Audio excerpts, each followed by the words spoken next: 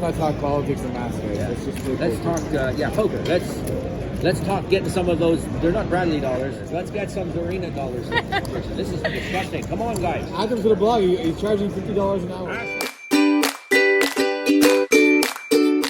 If you guys watched the first vlog, you will know that I went to Montreal for a couple of days to play some poker. And if you haven't watched it, please do. So on my second day, I listed myself for different games and I started with PLO. And then I get an Instagram message from a new follower who I met the day before, who said that I should come to his table because it was good. And so I did.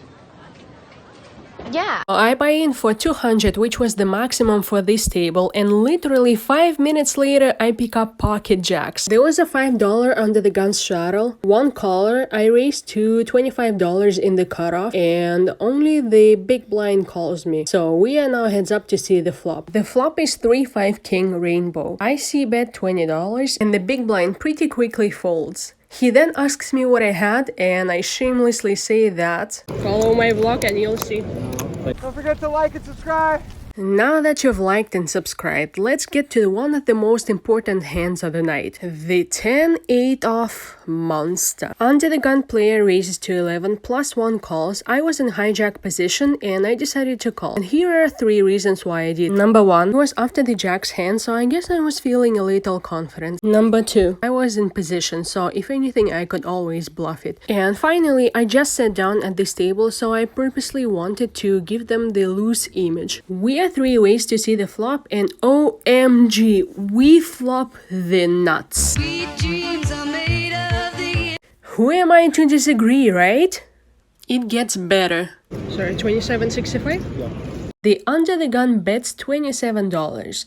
Plus 1 re-raises to 65. They both had approximately $150.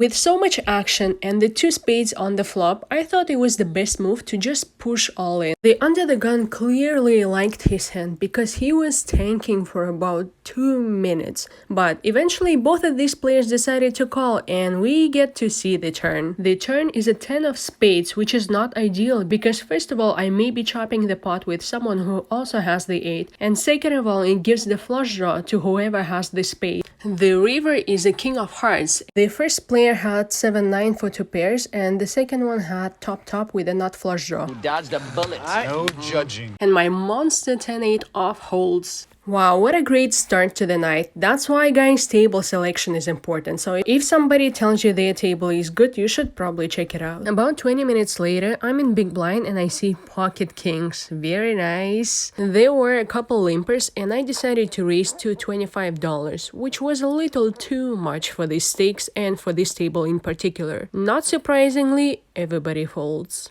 And I'm clearly not exactly happy not to get any action with pocket kings. No, somebody give me action. I have a lot of customers. Yeah, but I came from PLO table. So I'm still getting used to this stakes. After getting 0 action with pocket kings, 15 minutes later, I pick up pocket kings again. This time I'm in small blind. The middle position, who was tilting and losing a lot, raises to 12. The player behind him calls, and here I made a huge mistake. I didn't see the middle position's rebuy chips. All I saw was a $100-ish stack, so I shove. Considering that the opponent made the initial bet and he was steaming, I thought he would happily go all in, and that's why I pushed. And again, I get no action with pocket kings. And when I got a second chance, I blew that too. Oh well, let's shake it off and move on. Soon after, I'm in cutoff with ace-9 off and I put a small bet. Raise, turns this, fold. Call. Fold. I owe you $3 deals, but I was putting like 43,000 puts a year. So we're 3 ways to see the flop, which is 7 queen ace rainbow. Both players check to me and I see bet $20. Only the small blind calls me. Now we are heads up and we get to see the turn, which is 3 of hearts. This straight doesn't really change anything, and when he checks to me, I feel pretty confident with my hand and I continue betting again. So this time I bet $30. My chatty opponent wasn't happy to fold, but that's exactly what he did. And we're scooping yet another pot. Next hand of note, there was an under the gun raise of $6, a couple callers. I complete my small blind with 5-7 of hearts, and the big blind decided to raise. The raise was $52 total. While I was thinking what I want to do here, he says this. She's thinking she's on the vlog. I don't know if it was intentional or not, but his comment kind of prompted me to call. Oh, she's look at this. She's re-raising over the top. There's no way she's calling. She's not flat calling. Yeah, I am flat calling. Ay, ay, ay. I'm on the vlog. You're gonna get famous here. Huh? More famous. I might get criticized. Oh, I don't want any set against me here. Those shitty low sets. Two players, heads up. We are heads up to see the flop, which is 10-4-10, 2 hearts. Yes, at least now we have some equity, and I decided to take the lead myself and bet $75. Pondering, she's reaching for chips. 75. Now that I have a flush draw, I wanted to put the pressure on him, not vice versa. 75. How do you bet 75 into that? My line of action clearly confused him, and he kept trying to understand what I had.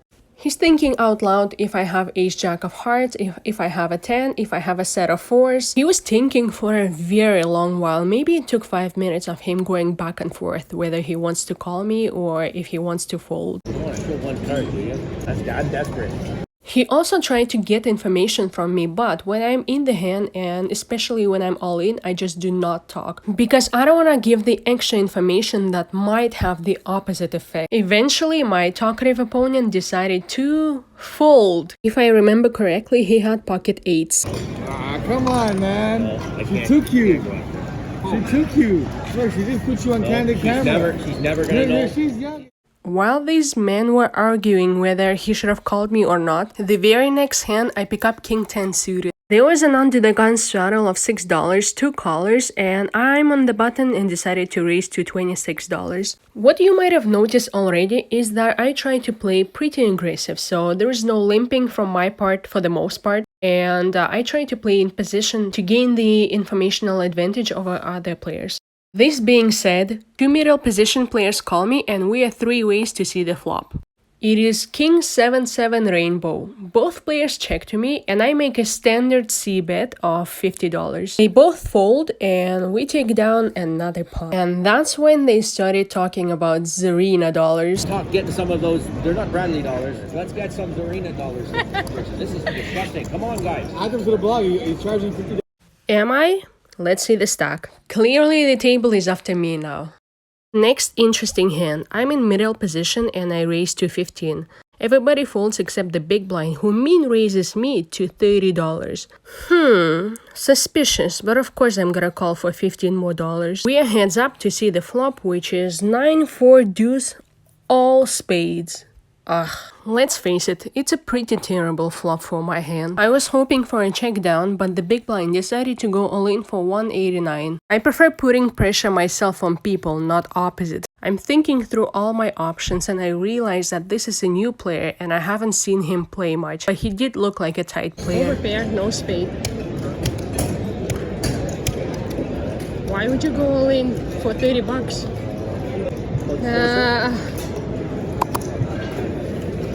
Really hard. I didn't want to lay it down, but it was the right move, especially for $30 of a pot. Come on. I asked him to show the hand for the vlog, but he only showed me ace of diamonds, so my guess he could have pocket aces, but who knows. After folding pocket tens, things went a little bit downhill. I ran into aces, I lost the flip. So not only did I bleed away money in those hands, but people were also folding to my bets, whether I had ace queen or pocket jacks. Yeah. The other guy's trying to do, who just not. There she goes again. Jeez. Oh boy. Come on people, give me some action. I wasn't getting any more action and I was getting a little bit emotional about it, and the player to my left kept making comments which weren't funny anymore. A little bit. You guys see? Folding every time. With that in mind, I played a few more hands. For example, in this one, I had ace deuce suited. I flopped 2 pairs, and as usual, I continued betting, and as usual, I wasn't getting any more action. So I was certain that it was definitely time to go and get more action at the other table, particularly PLO. If you enjoy PLO games as well, I want you to tap the notification bell because in the next video, I'm going to have the mixed game, PLO and No Limit.